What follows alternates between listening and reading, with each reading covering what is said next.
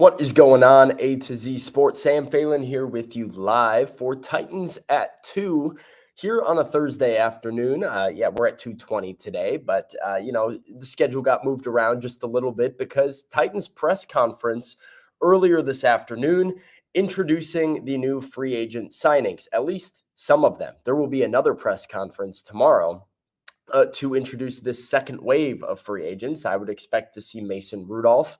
I would expect to see Calvin Ridley speaking to the media tomorrow afternoon. But the first wave of free agent signings, these guys that agreed to contracts with the Titans on Monday afternoon, those were the guys that were made available today at St. Thomas Sports Park. So 4 players spoke to the media. We spoke to Titans running back Tony Pollard, new Titans center Lloyd Cushenberry, Titans linebacker Kenneth Murray, and we heard from new Titans cornerback Cheetos Awuzie as well. So got some takeaways for you guys. Just got some clips of note that I want to talk about, want to share with all of you and give some thoughts upon. So in for a good show today, and we can jump right in by talking about the new Titans cornerback. Cheetos Awuzie is how you are going to pronounce his name. That is on my Twitter account. So go ahead. If you don't know how to pronounce the name, go ahead and check that out. And Jonathan is dead right. Exciting time to be a Titans fan, and that energy, I believe, carried through today to this press conference, where just some likable guys, to be honest, some likable guys who are really excited about what's currently being built in Tennessee. Every single guy that spoke to the media today, I feel like had a very clear purpose, had a very clear role and identity that will fit into this locker room. And I think they all had something in common, which is the fact that all 4 guys referenced the fact that their best football is still in front of them. We're going to talk about that with a couple different players, specifically with Kenneth Murray and with Tony Pollard. But Lloyd Cushenberry said, hey, I've gotten better each and every year that I've been in the NFL. That's something that Cheetos Awuzie said as well to me. Who seemed the most energetic? I think Awuzie was probably the best quote if you're just looking at who was the best quote. But you tell me, because we're going to get into some of it here. So one thing that stood out to me about Titans' new cornerback, Cheetos Awuzie, is the leadership that, by the way, we're calling him Cheeto by his own request. That is kind of his nickname is Cheeto. Cheeto has a leadership quality that is infectious when you meet him. And being in the room with him, listening to him speak, he just has a very captivating sort of presence about him. I think that will transition to the locker room very nicely. Honestly, he has a very similar demeanor to what I got from Sean Murphy-Bunting. He just seems like very down to earth, very serious, and like when you speak, when he speaks, you listen. I think that is going to play very well in this Titans cornerback room, and is a goal of his, is earning the respect and trust of his teammates and translating that into leadership. This was actually a team I did a pre-draft visit coming out in 2017, so I'm a little familiar with the area, and seeing a lot of energy in the building, a lot of the guys that I met today, coaches, staff, everybody just has a smile on their face. I'm really happy, so I feel like I'm gonna fit in. What do you think you bring to this team, and how would you describe your style of play? I'm a competitive guy, really physical technician, and I think, I'm a brother. I've always been a part of a brotherhood or a team, being able to excel in a locker room and a culture of winning. So, when that's the standard, which I feel like it is here, I feel like they get the best of me. So, I'm really excited to implement what I have and also to earn the respect of everybody in the building. Incorporate that. I think the number one thing, again, is just earning respect, doing what I have to do on the field, in the media room, getting my body right and letting people see that first. And then, when it's time to speak or to pick my spots, do that. And at the end of the day, I'm just being myself, So if you're around me, I like to push people, and I hope to be pushed as well. So that's the culture that we're going to try to, that I'm going to try to bring here is just, one that, we're all competing, but in a healthy manner, to make sure that we're all getting the best out of each other. Aggressive. There is Cheetos Awuzie, a guy who I think is going to be a leader in this secondary and a leader for this defense. You hear him just talk about, hey, I got to pick my spots, and when I speak, mean it, earn respect. Keep in mind how young this secondary is for the Titans. So you have Roger McCreary, which he's really the vet of the group right now, specifically at cornerback. Trey Avery, Eric Garrer. These are the types of guys that you've got in the room right now. And so having a good veteran leader like Awuzie in the room, I think is going to be a big addition. He was very impressive to me. Move on a little bit and get to Kenneth Murray, a guy who, look, not my favorite signing that the Titans have done so far. Probably the signing that I am the most bearish of. Let me get rid of that dinging noise.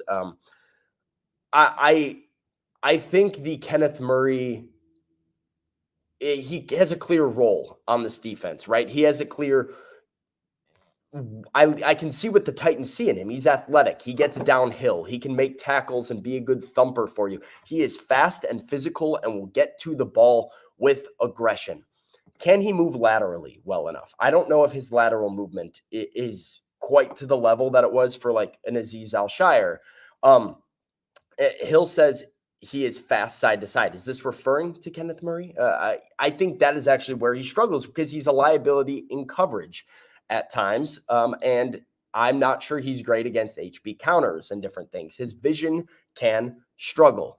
But in this defense, maybe it works, because one important note that was brought up during the press conference is that the defense that Denard Wilson wants to run is one that is going to be fast, physical, downhill.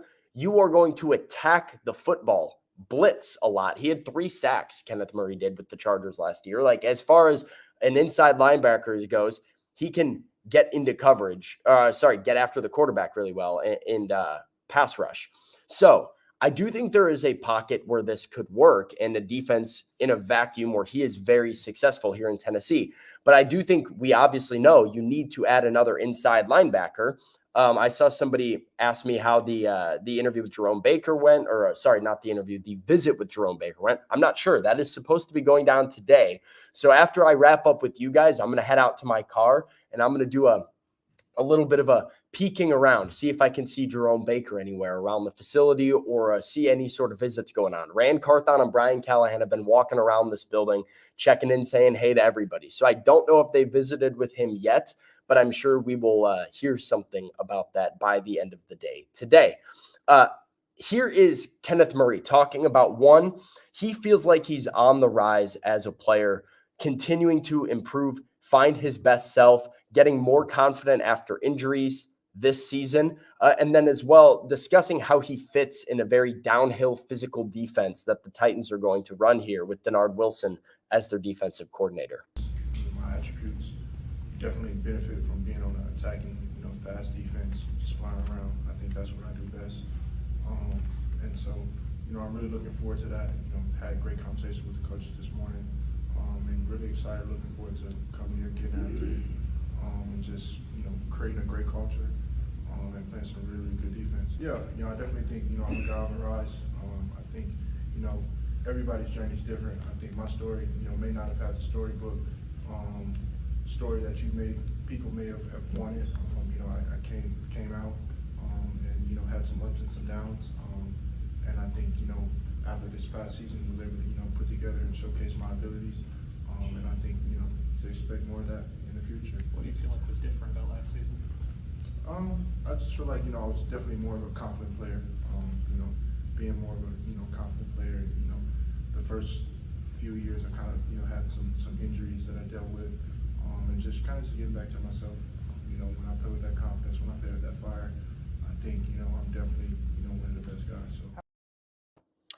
So gaining in his confidence after an injury, and then you hear he talks about his athletic ability and how that might be able to help him. So I'm intrigued. I'm obviously willing to give Kenneth Murray a shot, right? Free agency, you never really know. And the Titans have had a good history where, like, I thought, Azeez Al-Shire had some potential holes in his game coming in last year. He proved very quickly to be an impact player on this offense. Daniel Brunskill was another guy that I was kind of like, really, this is like your fix at offensive line. I thought he was very solid and adequate for the Titans at times. We'll see how this one plays. I think Denard Wilson probably sees something in Kenneth Murray that he likes in his defense. And as you shift this system have to give a guy an opportunity to prove himself. So that is Kenneth Murray, who, by the way, goes by the nickname K9 because he wore the number 9. I thought this was a funny little personality moment from the Titans' new linebacker when I had to inform him, hey, unfortunately, you're not going to be able to wear number 9. That is retired for Steve McNair. Have you had the opportunity to think about a new jersey number yet, by chance? You do have to change the number. Yeah, I know K9 is it's not going to be existing anymore. Obviously, for the late great Steve McNair, but yeah, I've taken some things into consideration, and so we're going down that journey right now. We'll figure it out. You guys will know. How much pride do you take, Kenneth? So a new jersey number is coming for Kenneth Murray as well. We will see what he has in store there. Let's go ahead and move on to two of the biggest free agent signings. The first two big free agent signings the Titans made, because Calvin Ridley has since obviously kind of crushed some of those signings, at least their prominence in the world of Titans fans and Titans media in general. But two things. One, Tony Pollard, I think, is going to be a super, super underrated, really strong signing for the Titans. I want to talk about why, but I kind of want to finish with that. So let's go ahead and get to Lloyd Cushenberry, the Titans' new center, a guy they gave $50 million to, which is a lot of money, a lot of change for a center to be getting $50 million for Lloyd Cushenberry. But this guy excels in pass protection. He is an absolute anchor that I think is really going to help transform the Titans' offensive line. Was rated the third best pass protector in all of football by Pro Football Focus last year as far as centers are concerned. He's hoping to even continue elevating his game to the next level, and he's hoping working with Bill Callahan is going to be able to do that. Bill Callahan continues to come up in just about every 2024 Titans point of conversation. Titans' new offensive line coach is being brought up. So why did Lloyd Cushenberry decide on the Titans when he had all this other interest? Well, money. But in addition, Bill Callahan and his expertise. That brought you here. What do you like? Biggest factor of Bill Callahan. His resume speaks for itself. Coached a lot of great guys. Heard a lot of great things about him. And I think it's a good opportunity for me to continue to grow my game and take that next step as a player. It was big. Got the chance to talk to Ethan Posted, former center in Cleveland. He's telling me a lot about it, a lot about him, and he raved about it. And like I said, it's just an opportunity that I feel like he can take me to the next level. What is it? So this is an interesting topic. A point of discussion that keeps being brought up is the impact of Bill Callahan, the mystique of Bill Callahan that seems to have a lot of people infatuated with him, impressed by him. Rand Carthon went to the NFL Combine and said, Bill Callahan just put on a clinic of offensive line tape. And the real emphasis that I keep hearing is the attention to detail that Bill Callahan pays when breaking down offensive line tape. And you heard, Cushenberry described there as well. He talked to Ethan Polchich, I think is how you say the name. I'm not sure exactly how to pronounce it, but he's the Cleveland Browns center. He just worked with Bill Callahan for years and heard all the things Bill Callahan can do to help a center improve their game. So Lloyd Cushenberry hoping to take his game to the next level. And really going to be something I dive into down the stretch as the season gets closer, as I get more access to different players and have an opportunity to speak to different players is, one, for Titans players that were already here, what is different about Bill Callahan that did not exist prior to Bill Callahan? But then two, for players that seem to be very drawn and infatuated with him, what is it precisely that he does better that makes an offensive lineman not just improve, but recognize the ability to improve? It's one thing if you're on the roster and you're taking a coach's tips and you're starting to see results and you're saying, he knows what he's talking about. This is a guy that I know can help work with me, right? What is it about Bill Callahan and the way that he speaks to his players and the details that he presents them that makes them recognize how they're able to improve their game and make them hungry to want to work with him? I think it's a very interesting and not insignificant aspect of this Titans season and aspect of this Titans era as they potentially try and turn things around under Brian Callahan as the head coach is how they're coaching up these players and how they can establish better offensive line play for Will Levis and for their running game. Tony Pollard also mentioned, I know about the offensive line coach. He's pretty good too. As a reason why he wanted to be in Nashville is, hey, if I get good blocking, I can have a lot of success. Let's talk Tony Pollard, because I find Tony Pollard to be a great signing for the Titans. I feel really good about this one, and I really feel like this is an investment the Titans are making where they are buying Tony Pollard's stock at the perfect time. They're buying low on Tony Pollard.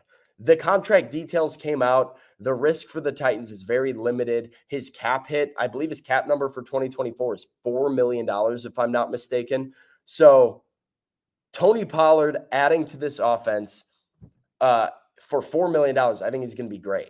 He is an awesome complement for Tajay Spears. Two guys who are capable pass protectors, who can catch the ball out of the backfield, who can be somewhat difficult to bring down one-on-one and make guys miss. So I know a lot of people look at Tony Pollard and they say, look at the efficiency. The efficiency was down. And to that, you are right. But I will pull up some of these numbers for Tony Pollard so that we can look at it together and I can show you why you should feel more encouraged. Now, while I do this, leave a like on the show. It's not that hard. I'm about to give you some good Tony Pollard numbers that you can take to all of your friends, to Titans fans in your life. You can take these numbers to them in an argument and feel and sound like the smartest person in the room, because you will be once you know this stuff. So leave a like on the show. Tony Pollard in 2022, splitting carries with Ezekiel Elliott. 193 carries, was just over 1,000 rushing yards with 1,007, 9 touchdowns, and the big number is 5.2 yards per carry. Last year, 252 yards per attempt. So that's over 60 more carries. He was the primary guy in Dallas. 2 less yards, 1,005. So went over 1,000, but his yards per carry went from 5.2 to 4. A lot of people look at that and say, well, Tony Pollard got worse. Tony Pollard can't be a primary back. Tony Pollard should not have gotten the contract that he did with the Titans. And so it doesn't make sense of how is this the perfect time? Because you're buying low and because of what Tony Pollard did at the end of the season, how he continually improved at the end of the season. Another thing that won't pop in a box score, because his yards didn't necessarily skyrocket. His yards per carry didn't necessarily skyrocket. But I want to take everybody back to the 2022 season that we're talking about, where Tony Pollard had over 5 yards per carry playing for the Dallas Cowboys. And I want to take you to that playoff game that they played against the San Francisco 49ers. He broke his leg and had a high ankle sprain in his ankle in that playoff game. A very serious injury that required surgery. They lost the game. Season was over anyway. But that basically took him out of the entire offseason. Now, he made it back for week 1 for the Dallas Cowboys. But as we know, with a very serious lower body injury, as we saw play out with Harold Landry last year, sometimes it takes a while to get back to your prime form, get back to how you were before that injury. Tony Pollard was not his best self at the beginning of the year last year, was not his best self throughout the entire year last year. But in the back half of the season, we started to see the metrics reflect that he was getting back to his norm. So from weeks 1 through 10, Tony Pollard averaged 3.92 yards per carry. Not great. It was up to 4.03 in weeks 11 and beyond. Not a huge jump there. But here's where we do see a jump. Broken tackle percentage for Tony Pollard. Weeks 1 through 10, 7.32%. That was 39th in the NFL. After week 10, 21.21%. It nearly tripled. He was all the way up in the top 7 NFL running backs in broken tackle percentage. So in the second half of the year, the further out and more removed he got from his injury, we started to see Tony Pollard make guys miss more frequently. His success rate went up by 10% from 36% to 46%. First down rate went from 20% to 25%.